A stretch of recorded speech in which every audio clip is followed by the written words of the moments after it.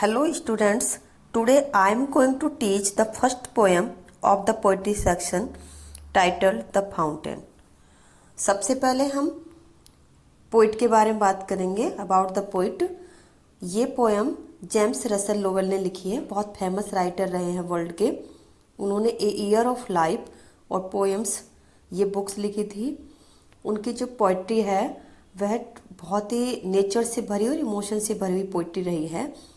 उन्होंने पैट्रियोटिज्म के बारे में भी लिखा, पैट्रियोटिज्म मीन्स देशभक्ति, और डेमोक्रेसी प्रजातंत्र के बारे में भी लिखा, लेकिन सबसे ज़्यादा उनको एक क्रिटिक के रूप में जाना जाता है और लेक्चरर के रूप में जाना जाता है। वो बहुत अच्छे क्रिटिक और एक लेक्चरर रहे हैं इंग्लिश पोइट्री के।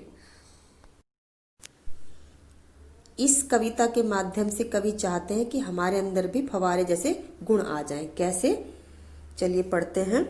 Into the sunshine, full of the light, leaping and flashing from morn till night. Poet कहते हैं कि सूरज की रोशनी में मीन्स धूप में फवारा फुल ऑफ द लाइट प्रकाश से भरा हुआ दिखाई पड़ता है। लीपिंग एंड फ्लैशिंग उछलता कूदता चमकता हुआ दिखाई पड़ता है। फ्रॉम मॉर्न टिल नाइट सुबह से लेकर के रात तक, मॉर्न मीन्स मॉर्निंग। तो जेम्स रसल लोवेल कहना चाहते हैं कि सूरज की रोशनी में प्रकाश से भरा हुआ होता है फवारा और सुबह से लेकर रात तक उछलता कूदता और चमकता रहता है। इट मीन्स वह खुश हो रहता है।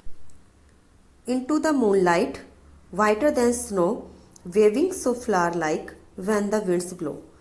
चांद की रोशनी में वाइटर देन स्नो बर्फ से भी सफेद दिखाई पड़ता है। वेविंग सो फ्लावर लाइक फूल की तरह से हिलता है। वेव मीन्स हिलना। व्हेन द विंड्स ब्लो जब हवा बहती है या हवा चलती है। तो कवि कहना चाहते हैं कि चांद की रोशनी में बर्फ से भी ज़्यादा सफ़ेद दिखाई पड़ता है और जब हवा चलती है तो यह फवारा फूल की तरह से हिलता डुलता है। Into the starlight rushing in spray happy at midnight happy by day. Into the starlight तारों की रोशनी में रशिंग इन स्प्रे, रशिंग का मतलब तेज दौड़ती हुई, स्प्रे मीन्स फुहार। तारों की रोशनी में, तारों के प्रकाश में यह फुहारे के समान तेज दौड़ता हुआ दिखाई पड़ता है। Happy at midnight happy by day, चाहे आधी रात हो चाहे दिन हो, यह हर समय खुश दिखाई पड़ता है। इट मीन्स यह सिखाना चाहता है कि हमें चाहे कितनी भी परेशानियां आ जाएं, हमें हमेशा खुश रहना चाहिए। Ever in motion blithesome and cheery still climbing heavenward never aweary. Ever in motion हमेशा गतिशील रहता है। Blithesome and cheery, blithesome means happy खुश, एंड चेयरी मीन्स प्रसन्नचित, हमेशा खुश और प्रसन्नचित रहता है। स्टिल क्लाइंबिंग हेवनवर्ड हमेशा ऊपर को आसमान की तरफ को गति करता रहता है। नेवर अ वेरी और कभी थकता नहीं है।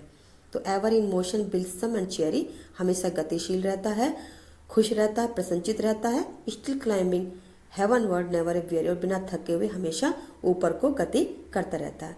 तो फव्वारे के द्वारा ये कवि हमें बताना चाहते हैं कि हमें भी हमेशा बिना थके हुए गतिशील रहना चाहिए। Glad of all weathers still seeming best upward और डाउनवर्ड मोशन दाई रेस्ट। यहाँ पे पोइट कहना चाहते हैं कि ग्लैड ऑफ ऑल वेदर्स सभी मौसमों में खुश रहता है। स्टिल सीमिंग बेस्ट हमेशा अपना सर्वश्रेष्ठ प्रदर्शन करता हुआ दिखाई पड़ता है। अपवर्ड और डाउनवर्ड चाहे ऊपर को जाए चाहे नीचे को जाए। आपने फवारा देखा होगा कि जब फवारा चलता है तो ऊपर नीचे गति करता रहता है, तो चाहे ऊपर जाए चाहे नीचे जाए। मोशन दाई रेस्ट वह गति ही उसका आराम है। मीन्स गतिशील रहते रहते ही वह आराम भी कर लेता है। तो glad of all weathers still seeming best सभी मौसम में खुश रहता है, अपना सर्वश्रेष्ठ प्रदर्शन करता हुआ प्रतीत होता है। अपवर्ड और डाउनवर्ड मोशन दाई रेस्ट चाहे ऊपर गति करे चाहे नीचे, गति ही उसका आराम है और कभी वह ऊपर नीचे जाने से परेशान नहीं दिखाई पड़ता है। तो कभी हमें इसके द्वारा ये भी समझाना चाहते हैं कि हमें चाहे अप एंड डाउन्स आ जाएं, हमें कभी भी परेशान नहीं होना चाहिए, हमें कभी नहीं रुकना चाहिए गति करने से। Full of nature nothing can time changed every moment ever the same. यहाँ पर कवि बताना चाहते हैं कि जो फाउंटेन है फुल ऑफ नेचर प्रकृति से भरा हुआ होता है। इट मीन्स प्राकृतिक शक्तियों से भरा हुआ होता है, ऊर्जा से भरा हुआ होता है। नथिंग कैन टेम कोई उसको नियंत्रित नहीं कर सकता। टेम मीन्स कंट्रोल करना, नियंत्रित करना। चेंज एवरी मोमेंट हर समय हर क्षण बदलता हुआ रहता है, एवर द सेम, फिर भी एक जैसा रहता है। इट मीन्स कि वह अपना नेचर नहीं बदलता है। तो full of nature, nothing can टेम, प्रकृति से भरा हुआ है, प्राकृतिक शक्तियों से भरा हुआ है, कोई इसको नियंत्रित नहीं कर सकता, कोई कंट्रोल नहीं कर सकता। Change every moment ever the same, हर समय हर क्षण बदलता हुआ दिखाई पड़ता है, बदलता है, लेकिन फिर भी वह एक जैसा रहता है, वह अपना स्वभाव नहीं बदलता है। Ceaseless aspiring, ceaseless content, darkness और सनशाइन दाई एलिमेंट। इसमें पोइट कहना चाहते हैं कि सीजलेस एस्पायरिंग, सीजलेस मीन्स लगातार, एस्पायरिंग ऊपर की तरफ उठते जाना, जो फवारा है वह लगातार ऊपर की तरफ उठता रहता है। सीजलेस कंटेंट, हमेशा संतुष्ट रहता है। डार्कनेस और सनशाइन दाई एलिमेंट, चाहे अंधेरा हो चाहे प्रकाश हो, सूरज का प्रकाश हो, उस पर फवारे पर कोई फर्क नहीं पड़ता है। तो कवि कहना चाहता है कि वह हमें भी फवारे की तरह बिना दुख की अनुभूति किए हुए ऊपर उठते रहना चाहिए और हमें भी फवारे की तरह से महत्वाकांक्षी होना चाहिए। इन लास्ट 4 लाइन में जो पोइट हैं वो फवारे को संबोधित करते हुए कहते हैं, ग्लोरियस फाउंटेन, की है शानदार फवारे, लेट माई हर्ट भी, मेरा हृदय भी हो जाए, fresh, changeful, constant, upward like the, ताजगी से भरा हुआ, बदलने वाला, स्थिर, और मैं भी तुम्हारी तरह ऊपर को गति करूं। उनका कहने का मतलब, फ्रेश का मतलब यहाँ से कि मैं भी चीयरफुल रहूं, खुश रहूं, एनर्जेटिक रहूं, चेंजफुल, बदलने वाला। इट मीन्स कि कवि कहना चाहते हैं कि चाहे कितने भी अप डाउन आ जाएं मेरी लाइफ में, लेकिन मैं हमेशा ऊपर को गति करता रहूं, रुकूं ना। कांस्टेंट का, स्थिर का मतलब अडिगता, अडिगता से, स्थिरता से मैं आगे बढ़ता रहूं। और अपवर्ड लाइक दी का मतलब यहाँ पे है कि मैं अपने जीवन में फवारे की तरह से हमेशा प्रगतिशील रहूं, गति करता रहूं। तो उम्मीद है कि आपको ये पोयम समझ में आ गई होगी।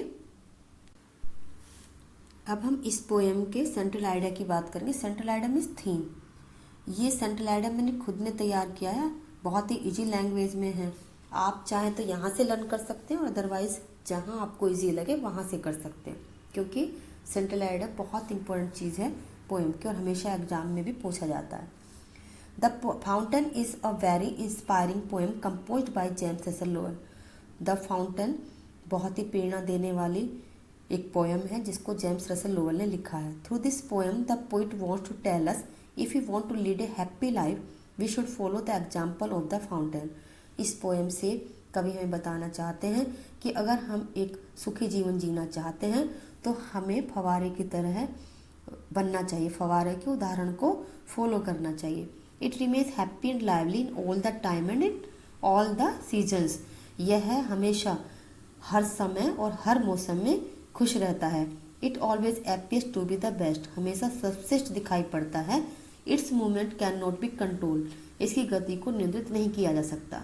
It seems to be aspiring higher and higher, ऐसा लगता है कि यह हमेशा ऊपर की तरफ को बढ़ता जा रहा है, बहुत महत्वाकांक्षी है। The poet wishes to be fresh, changeful, constant and aspiring like the fountain. कवि भी चाहते हैं, उनकी भी इच्छा है कि वह भी फवारे की तरह फ्रेश, ताजगी से भरे रहें, नवीन रहें, चेंजफुल, परिवर्तनशील रहें, कांस्टेंट, निरंतरित रहें, निरंतरता उनके अंदर रहे, and aspiring like the fountain, और फाउंटेन की तरह से ही महत्वाकांक्षी बने। अब ये पोएम आपकी कंप्लीट हो गई है, उम्मीद है आपको समझ में आ गई होगी। Now if you like my video please like, comment and share with your friends. Stay safe, stay connected and have a good day.